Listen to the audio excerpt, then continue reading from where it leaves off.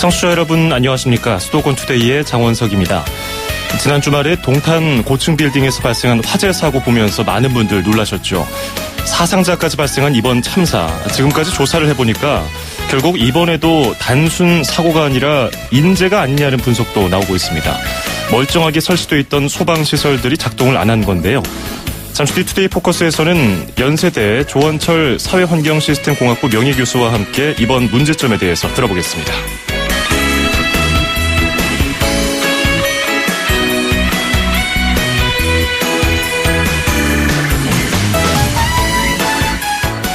오늘 아침 앵커가 뽑은 수도권 뉴스입니다. 구제역까지 발생이 됐는데요. AI에 아직 그 상처가 아물지도 않았습니다. 경기도가 조류인플루엔자 AI 발생 농가의 경영 안정을 위해서 축산 정책자금 상환 기간을 2년 연장해 주기로 했습니다.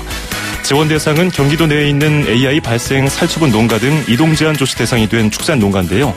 이동제한 조치일로부터 상환 기간이 1년 이내인 축산 정책자금 원금을 2년간 상환 연장함과 동시에 이자도 감면해 준다고 합니다. 만족하지는 못하시겠지만 조금이나마 이번 AI 피해 농가에 힘이 됐으면 좋겠습니다. 빌리지 피플의 YMCA 띄워드리면서 2017년 2월 7일 수도권 투데이 시작합니다.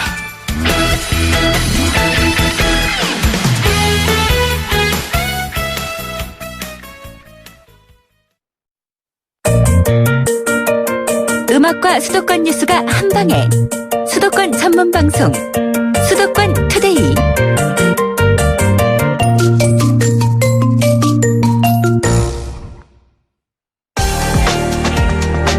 투데이 포커스. 네, 오늘은 동탄 메타폴리스에서 발생한 화재 사고를 다뤄보려고 합니다. 이번에도 안전 불감증으로 인한 인재일까요? 2010년에 완공된 건물이기 때문에 소방시설이 잘 설치된 새 건물에 가깝습니다. 그런 면에서 최근에 발생한 전통시장 화재와는 전혀 다른데요. 그런데도 4명이나 숨지고 47명이 부상을 입었습니다.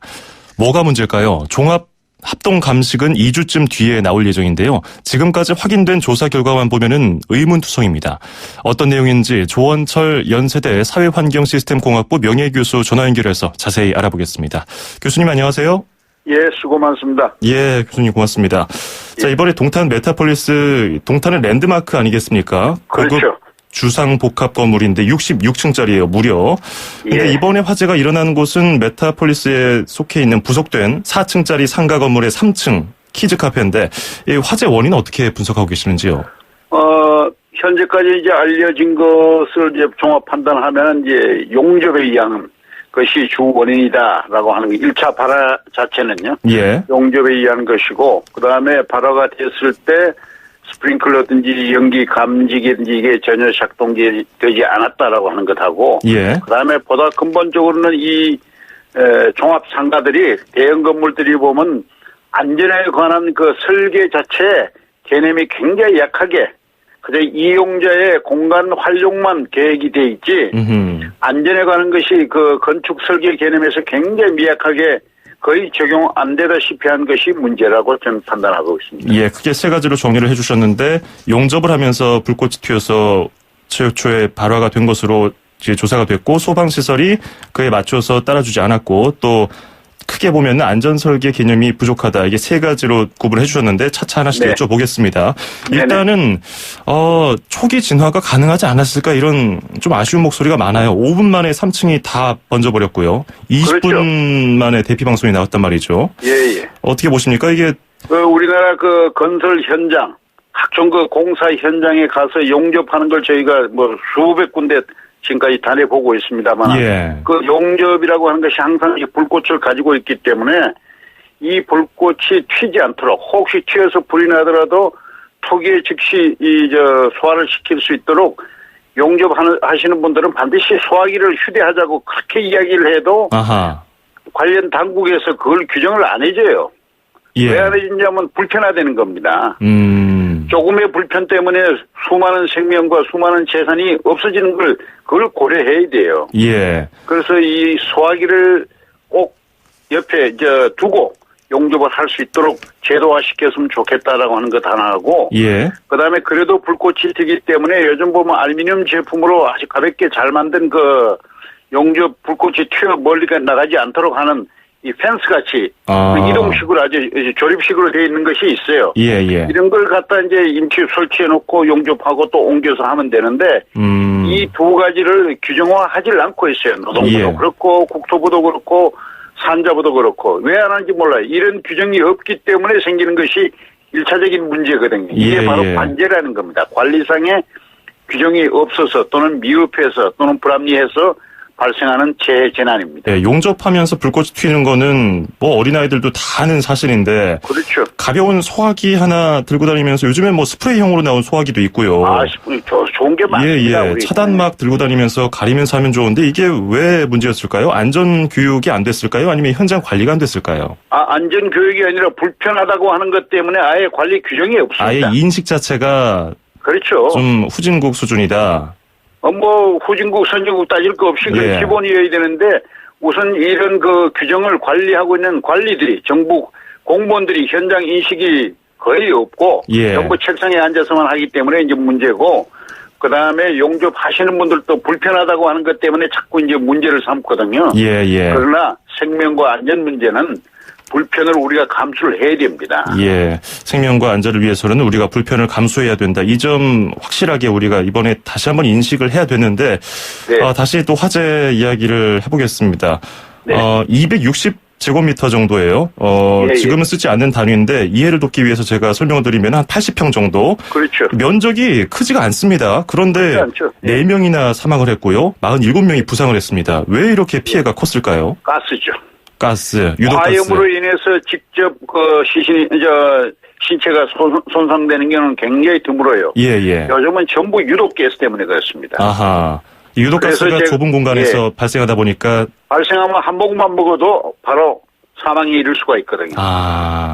이게 한 번 그렇게 숨을 그 유독가스를 들이마시면은 아예 바로 정신을 그냥 못 차립니까? 그렇죠. 정신 못 차리고 아하. 바로 이 혈관하고 신경기능에 마비를 가져오는 거죠. 예. 뭐 그런 상황에서 그 공간이 어린이들을 위한 공간 아니었습니까? 그렇다 보니까 예, 예. 뭐 스티로폼이나 말랑말랑한 것들 아이들 보호를 위해서 그렇죠. 이게 전부 화학 제품이거든요. 예, 예. 근데 어린이집이나 이런 곳들은 특정 소방 대상물이라고 돼서 뭔가 방염 소재 같은 걸로 만들어야 되지 않나요? 근데 여기는 왜 그랬을까요? 이게 이제 철가는 과정이었지 않습니까? 예, 예. 그러다 보니까 죄송합니다. 예. 그런 뭐 방염 이거 재료 자체도 문제가 있었습니다만은 이런 방염이 이것보다는 오히려 철거하는 과정에서 용접을 하고 하니까 또 다른 물질도 있었고 해서 그런데 근본적으로 이제 어린이집 시설에 뭐 어디든지 방염 시설을 해야 되는데 그것이 그렇지 않았다고 하는 것이 또 이제 증명으로 나타나는 거죠. 예. 제가 조사를 해보니까 키즈 카페는 일반 음식점처럼 동일하게 규정을 받는다고 하더라고요. 어린이집은 그렇죠. 예. 그냥 그런 예. 방염 소재를 규정을 두는데 이 점도 이번에 지적을 받았고요. 그리고 가장 또 중요한 것 중에 하나 아까 두 번째로 짚어주신 건데 소방시설이 제대로 작동을 안 했습니다. 경보기하고 스프링클러. 물리적으로 껐지 않습니까? 예. 이게 뭐 2010년도에 만들어진 초고층 건물이기 때문에 굉장히 최신 시설 아닐까요? 그래서 예. 화재 안전 경진대회에서 최우수상까지 받았단 말입니다. 시설 우수하다고, 훌륭하다고. 예. 근데 안전 관리를 제대로 못한 거잖아요. 그러니까 경진대회 제대로 경진을 했는지 하고서 그런 평가를 받았는지 그것도 한번 확인할 필요가 있고요. 예. 그다음에 이게 뭐 불편하고 혹시 또 물이 새어나와서 안에 입주하신 분들에게 불편을 줄까봐 이런 그 불편성을 먼저 이야기하고 안전성은 아예 생각지 않는 그런 사고방식 이게 바로 이런 큰 재난을 낳는 거죠. 예. 그러니까 용접을 하다가 불꽃이 튀거나 연기 때문에 이 소방시설이 오작동 날까봐 민원 들어올까봐 자동을 수동으로 바꿔놨다가 이제 그 관리업체 설명인데 이런 그렇죠. 일이 자주 있습니까? 많이 있습니다. 예. 많이 있어요. 왜냐하면 용접을 하면 이제 불빛도 있고 연기도 나고 또 열이 또 올라가기 때문에 이 감지 장치에서 예민한 것은 잘 감지를 하거든요. 예. 하기 때문에 이제 뭐 스프링클러가 물이 나온다든지 하면 또 입주민들에게 피해를 줄 수 있다라고 하는데 오히려 그때는 입주민들에게 경각심을 주고 이런 일이 있을 수 있으니까 대비하자라고 해야지 그런 잠시의 편리성만 추구하다가 안전성을 완전히 놓쳐버리는 이번 사고죠. 예. 이번에 그 고층 빌딩에서 또 화재가 발생한 것을 보고서 얼마 전 몇 년 전에 부산 해운대에서도 고층 빌딩 화재 사고가 끔찍한 일이 그렇죠. 있었잖아요. 예. 이런 걸 보는 것처럼 이 주상복합 건물은 이런 소방시설이 완벽하게 또 철저하게 조사를 할 텐데 왜 이렇게 또 참사에 취약하고 또 화재에 취약하고 이런 모습을 보일까요?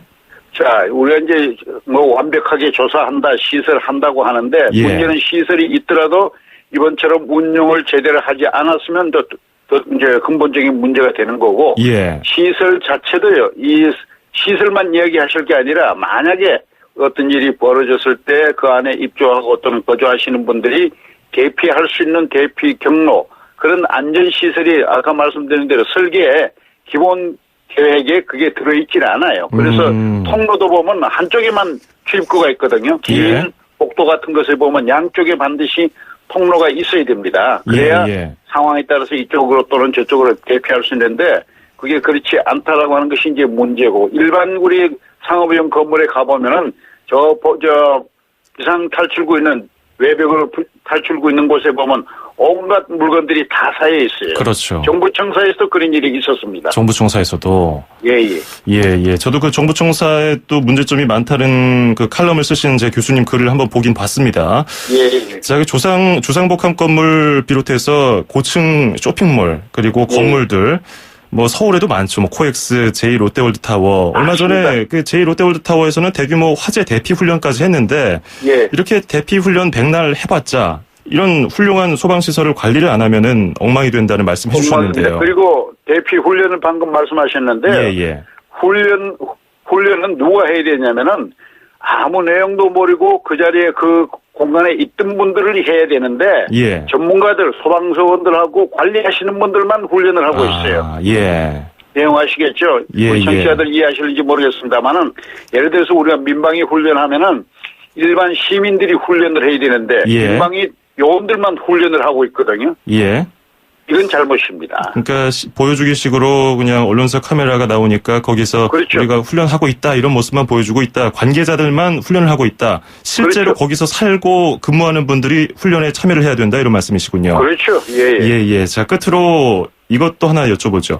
화재 사고로 인해서 소방시설 미비로 지적을 받으면 벌금이나 과태료 같은 게 굉장히 가볍다고 들었거든요. 이건 어떻습니까? 너무 약합니다. 교통도 그렇고 화재도 그렇고 전부 벌금 우습게 알고 있습니다. 예. 우습게 알기 때문에 이걸 적어도 10배 이상 고강도로 좀 실제 느낄 수 있도록 그 피해 직접적인 자기 주머니에서 나가는 그 범칙금에 대한 무게감을 가질 수 있도록 더 강화시켜야 된다고 저는 오래전부터 기회 있을 때마다 주장하고 만약에 있습니다. 이런 주상복합 고층 건물의 경우는 지금보다 10배가 높아져야 된다고 하셨는데 지금 수준은 어느 정도입니까? 굉장히. 지금 너무 적어요. 예. 그저 20만 원, 30만 원 정도에 끝나요. 굉장히 적은 돈이군요.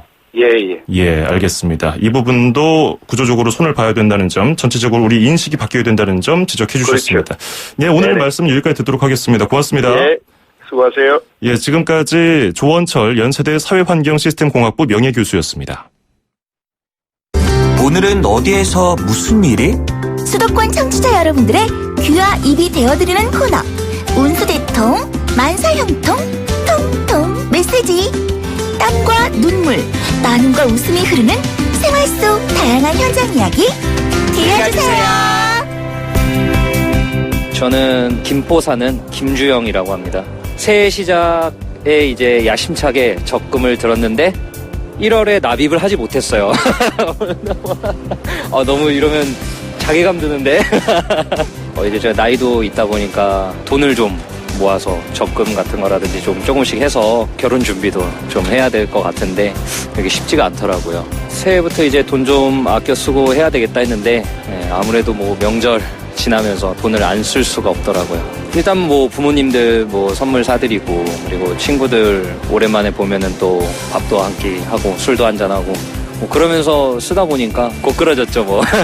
월급쟁이가 갈수록 살기가 좀 힘들구나 라는 걸 좀 이제서야 느끼는 것 같아요. 사실 돈만 보면 좀 속상한데 가치 있는데 소비한다는 생각으로 그렇게 버틴 것 같아요. 근데 이제 뭐 하고자 하는 일을 뭐 열심히 하면서 과소비를 없애고 술 한 잔 덜 먹고 2월부터 또 야심차게 한번 시작해 보려고요. 사실 제가 교직에 있는데 저희 첫 제자가 오늘 문자가 왔어요. 원하는 학과에 합격을 했다고. 근데 그 친구가 성적이 좀 그 순간순간 안 나오더라도 굉장히 꾸준하게 열심히 하더라고요. 그 모습을 보면서 거창하게 욕심 갖지 말고 하루하루를 좀 스스로가 가치 있게 살아나가려고 노력한다면 그렇게 이뤄내는 것 같습니다. 그래서 새해 또 다들 힘내면서 좀 어려운 시기를 잘 견뎌내면 아마 다 좋은 결과 있을 것 같습니다.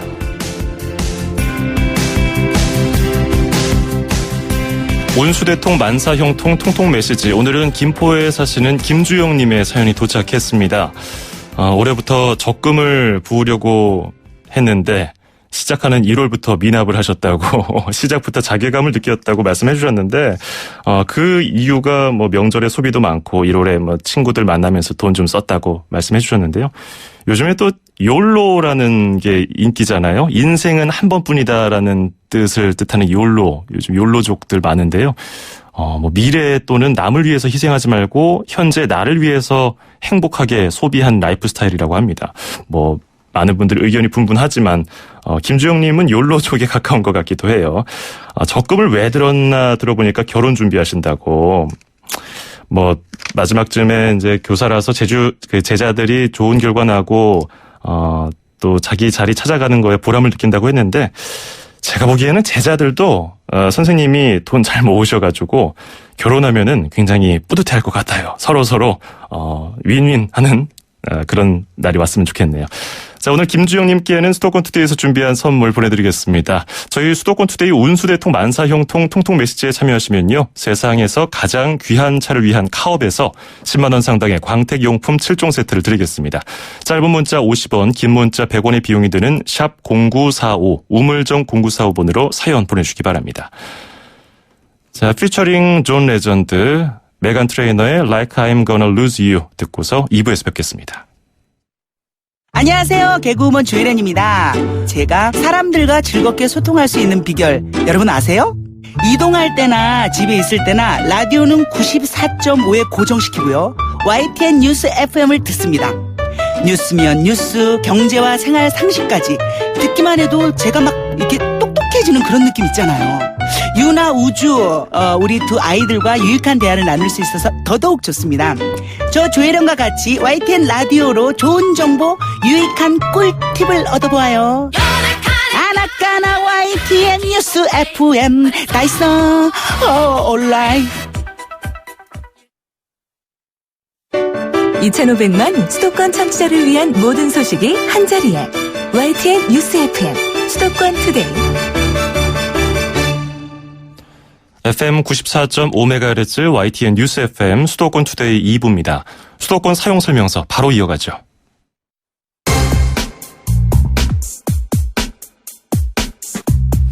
네, 최근 취업난으로 인해서 장기 미취업자가 늘고 있다고 합니다. 오늘은 잡코리아 홍보팀 변지성 팀장과 함께 구직 활동 기간에 대한 이야기를 나눠보겠습니다. 변지성 팀장님 안녕하세요. 네, 안녕하세요. 예, 이번에 그 취업 준비하는 분들 명절에 가족들 만나서 잔소리 좀 들으셨을 텐데요. 일단은 요즘에 장기 미취업 상태로 구직 활동을 하는 취업 준비생이 늘고 있다고 들었거든요. 그러면은 구직자들이 생각하는 적정한 구직 활동 기간은 어느 정도였습니까? 네, 실제 취업포털 잡코리아와 알바몬이 구직자 1,793명을 대상으로 해당 설문조사를 진행해봤는데요. 예. 설문에 참여한 구직자의 75% 정도가 그 일정 기간 내에 취업에 성공하지 못하면 결국 일자리를 구하지 못할 것 같다는 이 불안감을 느낀 적이 있다라고 입을 모았습니다. 예. 특히 응답군별로 좀 살펴보면요. 남성보다는 여성이 대략 7포인트 정도 더 높았고요. 또 경력직보다는 신입직 구직자가 상대적으로 이러한 불안감을 더 느끼고 있는 것으로 드러났습니다. 예. 또 학력별로도 좀 차이가 있었는데요. 이 고졸 이하 학력의 구직자와 또 대학원 재학 이상 학력의 구직자 간의 응답 차이가 대략 10%포인트에 이르는 등 이 학력이 좀 높아질수록 빠른 기간 내에 취업에 성공해야 한다는 불안감이 더 높은 것으로 드러났습니다. 예, 저도 예전에 구직 활동할 때 면접관이 이런 거 물어본 적 있어요. 졸업하고서 요 시간이 비는데 요때 뭐 했습니까? 그렇기 때문에 그런 질문 받을까 봐 걱정 많이들 하실 텐데 그러면 어느 정도가 적정하다고 생각했습니까? 네, 구직자들이 생각하는 그 안정되게 구직에 성공할 수 있는 적정 구직 기간으로는 그 신입직 기준으로는 대략 13.2개월 정도, 또 경력직은 7.5개월 정도로 나타나는데요. 예. 이어 최대 기간 내로는 취업을 성공해야 한다 생각하는 구직 기간, 즉 이 구직 기간 마지노선은 신입 같은 경우에는 아무리 길어도 21.9개월 안에는 취업을 해야 성공이 될 것 같다. 또 경력은 13.9개월 정도로 집계가 됐습니다. 늦어도 이 최장 이 시간 내에는 취업이 완료되어야 한다는 그 생각하는 구직기간 마지노선은 이 구직 적정 기간보다 평균 8개월 정도가 더 길게 잡힌 것으로 보였습니다. 예, 최대 길게 보면은 신입과 경력 모두 한 1년에서 2년 좀 안 되는 기간을 선정을 했는데 네네. 아까 제가 잠깐 말씀드린 것처럼 입사 면접에서 좀 안 좋게 볼까봐 걱정하는 분들이 많다고 하던데요. 네, 구직자들은 특히 그 이력서상에 일정 기간 이상 공백이 생기는 것이 취업에 악영향을 미칠 수 있는 것으로 우려하기도 했는데요. 예. 이번 설문참여 구직자의 82% 정도가 그 일정 기간 이상 직업이 없는 무직자의 상태로 있는 것이 취업에 오히려 악영향을 미칠 것 같다는 불안감을 느낀 적이 있다라는 응답을 주었습니다. 이들 중 상당수는 실제로 직업이 없는 상태로 구직하지 않기 위해서 여러 가지 노력들을 하고 있는 것으로 나타나는데요. 이 무직 상태로 구직하지 않기 위해서 기울인 노력을 좀 보니까 알바나 또는 비정규직이라도 일단 일을 시작해서 공백을 없앴다라는 응답이 43%로 가장 높았고요. 예. 이어서 그 휴학을 하거나 졸업 유예를 선택해서 졸업 시기를 미뤘다는 응답도 20% 정도로 크게 높았습니다. 이외에도 학원 수강 등 공백기를 설명할 수 있는 적절한 이유를 만들었다거나 또는 원하는 직장에 취업이 될 때까지 일단 다른 데라도 먼저 다녔다. 또 이직할 곳이 정해지기 전까지는 퇴사하지 않았다. 또 인턴으로 일단 입사해서 구직 시간을 벌었다. 또 대학원이나 대학 진학 등을 통해서 이런 공백 기간을 좀 없앴다라는 응답들도 있었고요. 예. 반면에 공백 기간을 없애기 위해서 딱히 노력한 것은 없다라는 응답은 8%에 그쳤습니다. 딱히 노력한 것이 없다고 응답한 8%의 분들은 정말 강심장 분들이 아닌가 생각이 들기도 하고요. 가장 많은 분들이 선택한 그 아르바이트나 비정규직으로라도 일단 일을 시작해서 공백을 없앴다라고 답변을 하셨는데, 네네. 그럼 이것도 어쨌든 어떤 뭐랄까요, 적정 수준에 맞아야 또 마음에 들지 않을까요?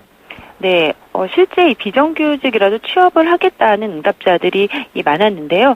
하지만 연봉이나 직무만큼 그 고용 형태에 대해서는 연연해하지 않겠지만 연봉이나 직무만큼은 양보하지 않겠다는 모습을 보이기도 했습니다. 예. 취업만 된다면이란 질문에 61% 정도가 일단 된다면 비정규직으로라도 일을 할 수 있다라고 응답을 했는데요. 반면에 취업만 된다면 연봉이나 회사 규모 등 근무 조건은 충분히 양보, 합의할 수 있다라는 응답은 48%에 그쳤습니다. 또한 본인이 하고 싶어하는 직무에 대해서도 포기한다는 응답은 41%로 가장 낮아서요. 고용 형태보다는 아무래도 연봉이나 직무 중심으로 취업 활동을 하고 있는 모습을 볼 수가 있었습니다. 예. 사실 취업난이 장기화되고 평생 직장 개념이 사라지면서 정규직으로 안정되게 오래 일하는 것도 좋아 보이지만 내가 원하는 직무를 잘 선택해서 근무 조건을 맞춰서 취업하는 게 중요하다는 것으로 해석이 가능할 것 같은데요. 하지만 그 취업 준비 기간이 너무 힘들어지니까 내가 하고 싶은 것에서 살짝 발을 빼서 다른 진로를 생각했던 구직자들도 있습니까? 네, 실제 최근 이 경기 불황 등으로 인해서 취업 그 준비 기간이 점차 길어지면서 예. 구직자들이나 또는 취업 준비생들 사이에서는 10명 중에 7명 정도가 이 취업 준비를 하다가 너무 힘들어서 다른 진로를 좀 생각해 본 적이 있다라는 응답을 주기도 했습니다. 예, 불과 몇 년 전에 제 머릿속을 여기다가 그대로 써놓은 것 같아가지고 남일 같지가 않네요. 자, 취업 준비를 하다가 다른 걸 해볼까 생각한 취업 준비생들은 어떤 걸 해보려고 했나요? 한번 짧게 들어보죠. 네, 공무원 시험 준비가 아무래도 61%로 가장 많았고요. 이외에도 창업 또는 아르바이트를 통한 그 생계를 유지하는 이 프리터족을 생각해봤다 또는 전문 기술직을 준비해봤다는 응답들도 있었습니다. 예. 많은 분들 올해는 많은 대선 주자들도 일자리 문제를 가장 먼저 들고 나오지 않습니까?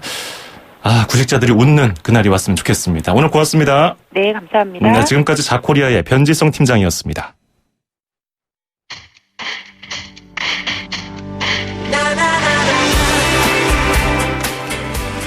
인생은 이런 게 아닐까요? 로난 키팅의 Life is a Rollercoaster 듣고 서울시 소식 이어갑니다.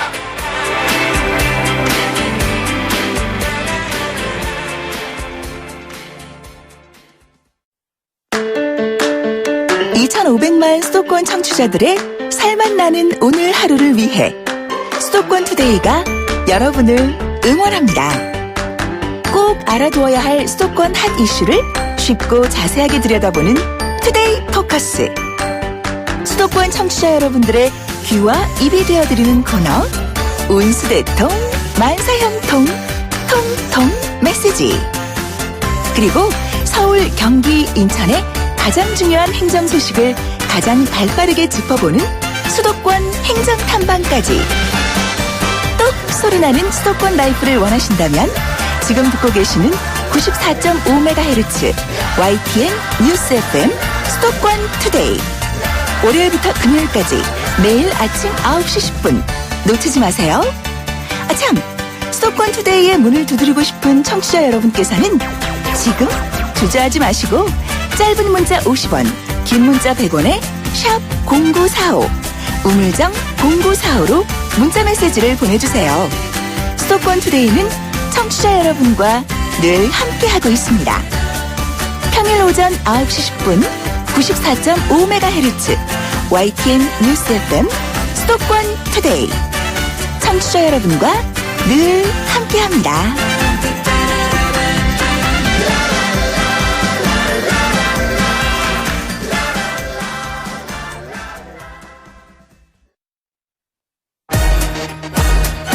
출입처 기자들의 수첩을 살짝.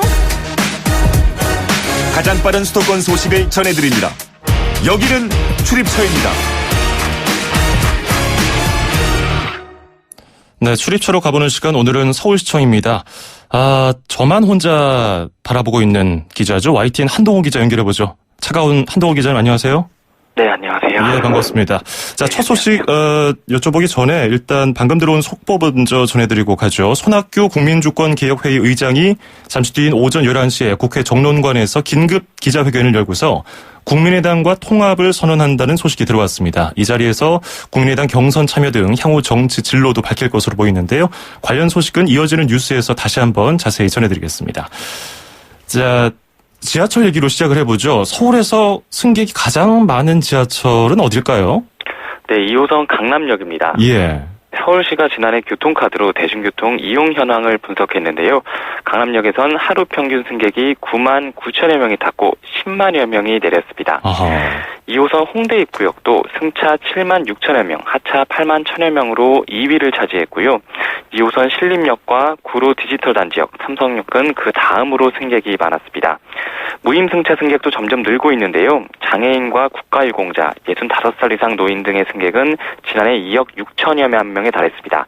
전체 승객의 14%인데요. 예. 이 비용을 중앙정부가 주는 게 아니라 지하철 운영사가 보전하고 있어서 정부가 대책 마련을 해야 된다는 목소리가 높습니다. 그렇군요. 자, 이번에는 자동차 주차 얘기를 해보려고 하는데요. 그냥 제가 상상을 해보기에는 한 기자는 여기저기 취재를 많이 다니니까 뭐 합리화하는 건 아닙니다만은 급할 때는 이게 가까운 도로에 불법 주차하고서 취재하고 그래야 될 것 같은데 어떤가요? 네, 저도 부끄러운 얘기지만 저도 불법 주차를 몇 번 해봤는데요. 예. 견인까지 이게 당해봤습니다. 아이고야. 한 번은 뭐 가짜갈비를 취재를 하러 골목에 이게 주차를 했었는데 예. 1시간 만에 이게 차가 사라졌더라고요. 어허. 혹시 장애인권은 불법 주차하다가 뭐 저처럼 견인되거나 과태료 낸 적 있으신가요? 저는 없죠. 진짜로요? 네, 사실은 화장실 가고 싶어서 너무 급해서 잠깐 대놨다가 아슬아슬하게 제가 싹싹 비려서 용서받았던 적이 있는데 저도 다시는 안 해야겠습니다. 자, 그런데 불법 주차를 해도 이렇게 견인돼서 과태료를 내고 하는 것은 참 합법적인 일 아닙니까? 근데 편법으로 과태료를 안 내는 사람들이 있다고요? 네, 일부 구의원들인데요.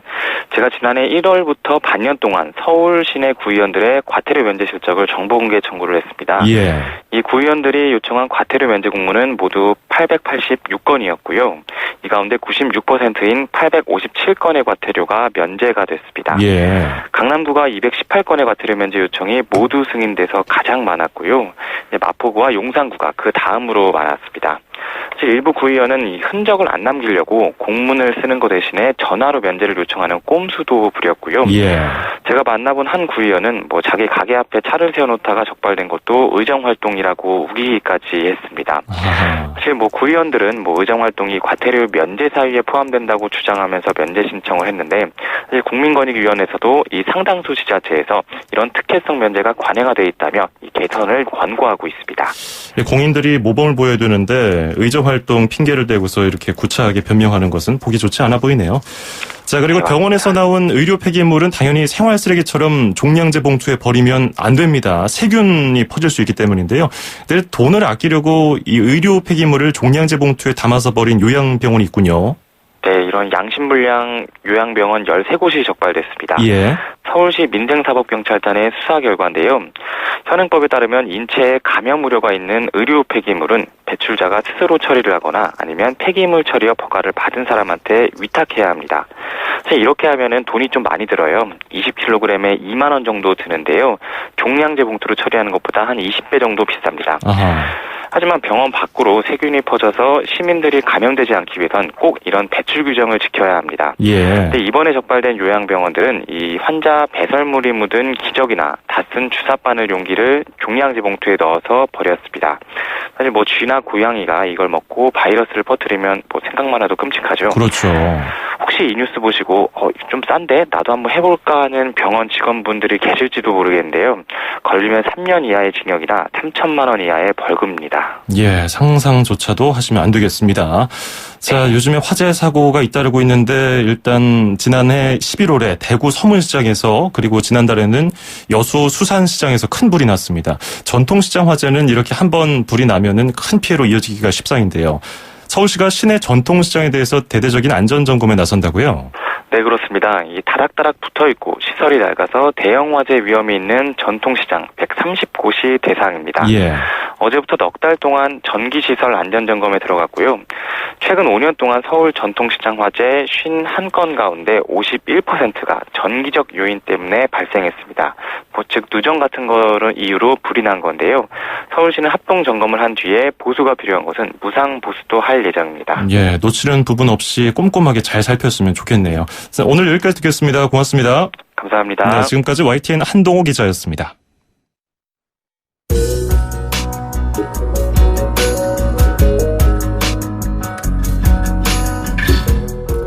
네, 수도권 투데이 오늘 준비한 소식 여기까지입니다. 오늘 하루도 즐거운 하루 보내십시오. 끝으로 샤데이의 By Your Side 띄워드립니다. 저는 내일 아침 9시 10분에 뵙죠. 장원석이었습니다. 고맙습니다.